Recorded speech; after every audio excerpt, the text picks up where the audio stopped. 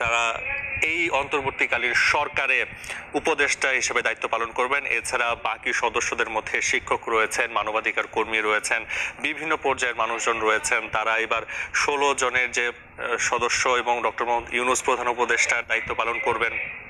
ইতিমধ্যেই ঢাকা মেডিকেলে অবস্থান করছেন অন্তর্বর্তীকালীন সরকারের প্রধান উপদেষ্টা ডক্টর মোহাম্মদ ইউনূস। তিনি রোগীর স্বজনদের সাথে কথা বলছেন, খোঁজ খবর রাখছেন এবং খোঁজ খবর নিচ্ছেন যে কে কেমন আছে এবং আহতদের আশ্বাস দিচ্ছেন এবং তাদের সুচিকিৎসা যাতে হয় সে ব্যাপারে তিনি নিশ্চিত করছেন। পাশাপাশি যারা নিহত হয়েছেন তাদের ক্ষেত্রেও তিনি যে বিচার কাজ করবেন সে ব্যাপারেও তিনি নিশ্চিত করেছেন এবং দেশের বর্তমান পরিস্থিতি কিভাবে মোকাবেলা করা যায়, কিভাবে তিনি এই অবস্থা থেকে উত্তরণ করা যায় বর্তমান বাংলাদেশে সেটা নিয়েও তিনি কথা বলেছেন। এর আগে 2006 সালে যেমনটি বলছিলাম তিনি নোবেল পুরস্কার পান।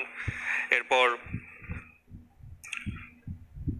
আমরা এই মুহূর্তে যেটা দেখতে পাচ্ছি তিনি ঢাকা মেডিকেল অবস্থান করছেন এবং বৈষম্য বিরোধী ছাত্র আন্দোলনের যে এক দফা দাবি ছিল সে এক দফা দাবির প্রেক্ষিতে যারা আহত হয়েছে আন্দোলনে, এক দফা দাবি সরকার পতনের যে আন্দোলনে যারা আহত হয়েছে তাদেরকে দেখার জন্য ইতিমধ্যে ঢাকা মেডিকেলে তিনি খোঁজখবর নিচ্ছে। তার সাথে রয়েছেন দেখতে পাচ্ছি সেনাবাহিনীর কর্মকর্তারাও রয়েছেন। পাশাপাশি আমরা এছাড়া কিছুক্ষণ আগেই তিনি শপথ গ্রহণ করেছেন প্রধান উপদেষ্টা হিসেবে অন্তর্বর্তীকালীন সরকারের এবং সেই শপথ গ্রহণের পরেই তিনি এই আন্দোলনে এবং আমরা দেখেছিলাম বিমানবন্দরে অবতরণের পর তিনি যখন কথা বলছিলেন আবু সাইদের কথা তিনি বলছিলেন, রংপুরের, যিনি এই বৈষম্য বিরোধী ছাত্র আন্দোলন করতে গিয়ে নিহত হয়েছে।